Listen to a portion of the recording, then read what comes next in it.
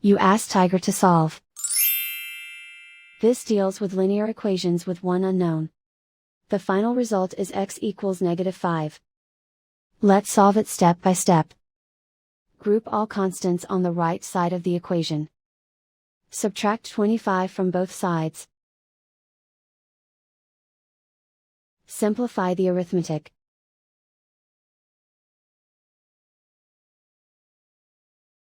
Isolate the x. Divide both sides by 5. Simplify the fraction. Find the greatest common factor of the numerator and denominator. Factor out and cancel the greatest common factor. And so the final result is x equals -5.